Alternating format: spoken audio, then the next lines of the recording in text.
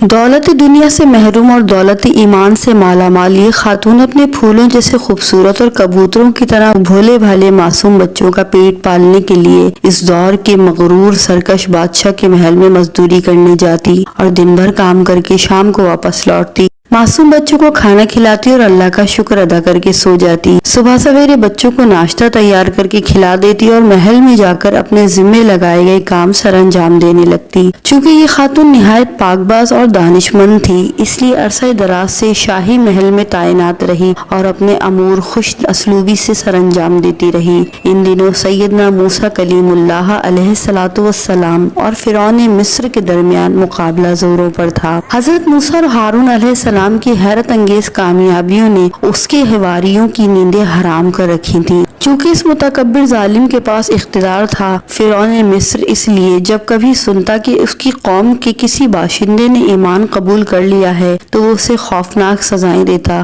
کسی کے ہاتھ پاؤں کٹوا دیتا اور کسی کو لکڑی کے تختے پر لٹا کر اس کے ہاتھوں پر پاؤں پر میخیں ٹھوک کر سر عام لٹکا دیا جاتا۔ اس کی اس طرح کے مظالم کے دورانیے میں حضرت موسیٰ علیہ السلام کی دعوت فرعون کے محل میں بھی پہنچ گئی تھی۔ اس کا خازن ایک خادمہ اور بیوی آسیہ بھی ایمان قبول کر چکی تھی۔ وہ جب کبھی سنتی کہ سیدنا موسیٰ غالب رہے ہیں اور فرعون زچ ہو گیا ہے تو وہ دل ہی دل میں خوش ہوتی اور اپنے ایمان کا اظہار نہ کرتی، مبادا کہ فرعون کو بھنک نہ پڑ جائے اور وہ انہیں عذاب کی چکی میں پیس ڈالے۔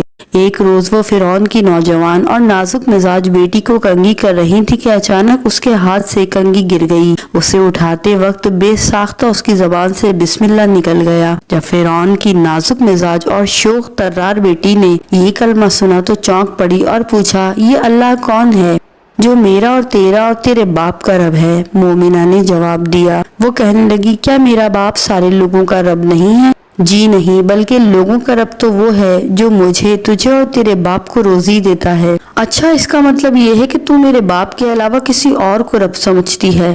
جی ہاں، میرا، تیرا اور تیرے باپ کا رب اللہ ہی ہے۔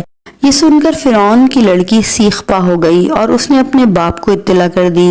فرعون جو اس ایمان کا مقابلہ محل سے باہر کر رہا تھا، جب اسے اطلاع ملی کہ موسیٰ کی دعوت تو میرے محل میں داخل ہونے لگی ہے اور میرا کھانے والا بھی اس کی دعوت پر ایمان قبول کر رہا ہے، تو وہ آگ بگولا ہو گیا اور اس نے اس بات کا سخت نوٹس لیا اور اپنی خادمہ کو برسر دربار بلا کر جواب طلبی کی۔ مجھے اطلاع ملی ہے کہ تو میرے سوا بھی کسی کو رب مانتی ہے، کیا یہ بات درست ہے؟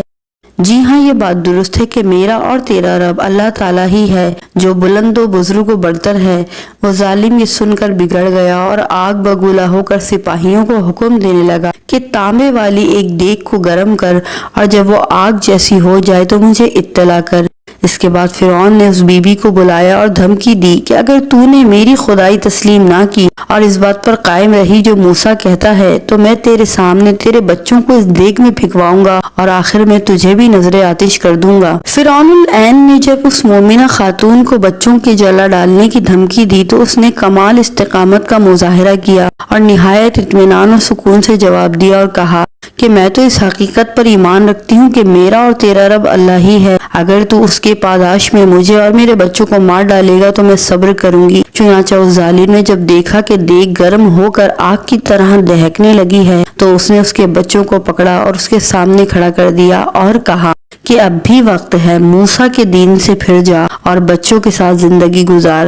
لیکن یہ خاتون نہ تو بچوں کے بغیر رہ سکتی تھی اور نہ ایمان کے بغیر، چنانچہ اس نے ایمان کی خاطر اپنے اور اپنے بچوں کی جان کی قربانی دینے کا عزم کر لیا اور کہا، کوئی بات نہیں، تو جلانا چاہتا ہے تو جلا دے، اس ذات پاک پر تو ہماری جان بھی قربان ہے۔ البتہ اس نے اتنی درخواست کی کہ میری اور میرے بچوں کی ہڈیوں کو ایک ہی جگہ دفنایا جائے۔ فرعون نے کہا، ٹھیک ہے، تو نے عرصے دراز تک ہماری خدمت کی ہے، اس کے صلے میں ہم تیری درخواست منظور کرتے ہیں۔ اس کے بعد لعین نے اس کے بچوں کو دہکتی ہوئی دیگ میں پھینکوا دیا۔ آن کی آن میں ان کی معصوم ہڈیاں نظر آنے لگی۔ فرعون انتظار کرنے لگا کہ اب یہ خاتون میرے پاؤں پکڑ کر منت سماجت کرے گی، لیکن اس اللہ کی بندی نے اس جان نگاہ صدمے کو نہایت استقلال سے برداشت کیا اور صبر و شکیب کا مجسمہ بنی رہی۔ پھر اس نے دوسرا بچہ بھی پھینکوا دیا، لیکن یہ حرف اف تک نہ زبان پر لائی اور ایمان پر قائم رہی۔ اس کے بعد فرعون نے تیسرا بچہ پھینکوا دیا، وہ بھی آن کی آن میں جل گیا اور اس کی ہڈیاں صاف نظر آنے لگی۔ جب اس نے دیکھا کہ یہ تو ٹس سے مس نہیں ہوتی تو اس کی آتش غضب بھڑکی اور چوتھا بچہ بھی دیگ میں پھینکوا دیا۔ سب سے آخر میں چھوٹے بچے کی باری آئی اور اس وقت اپنی ماں کی چھاتی سے لگا دودھ پی رہا تھا۔ فرعون کے سپاہیوں نے جب اس کی گود سے چھینا اور اسے گھسیٹتے ہوئے دیگ تک لے جانے لگے تو ماں کی صبر کا پیمانہ لبریز ہو گیا۔ اس کے سامنے دنیا اندھیر ہو گئی اور قریب تھا کہ وہ دیوانی ہو جاتی، لیکن بچے کو اللہ نے قوت گویائی عطا فرمائی اور وہ بولا، امی جان صبر کرو، حق تعالیٰ کی راہ میں قربانی دینا افضل نیکی ہے۔ اسے صبر آ گیا۔ آخر میں اسے بلا کر کہا گیا، اب تو تیری عقل ٹھکانے آ گئی ہوگی۔ اس نے جواب دیے، جی ہاں، میری عقل ٹھکانے پر ہی ہے اور میں اسی بات پر ثابت قدم ہوں کہ میرا اور تیرا رب اللہ ہی ہے۔ فرعون یہ جواب سن کر مزید بگڑ گیا اور اسے بھی بچوں کے ساتھ پھینکنے کا حکم دیا۔ جب اسے بھی دیگ میں پھینک دیا گیا تو فرعون کی بیوی آسیہ نے بھی ایمان کا اظہار کر دیا۔ اسے اس سے زیادہ المناک مصائب کا سامنا کرنا پڑا۔ اسے بھی سولی پر چڑھا دیا گیا اور اس کے ہاتھوں اور پاؤں میں میخیں ٹھوک دی گئیں اور اسے تختے سمیت دھوپ میں لٹکا دیا گیا۔ وہ بیچاری کئی دنوں تک سسک کر اللہ کو پیاری ہو گئی، لیکن آخری دم تک ایمان پر قائم رہی۔ اللہ تعالیٰ نے ان کی قربانیوں کو قبول فرمایا اور جنت میں اپنے پاس انہیں جگہ عطا فرمائی۔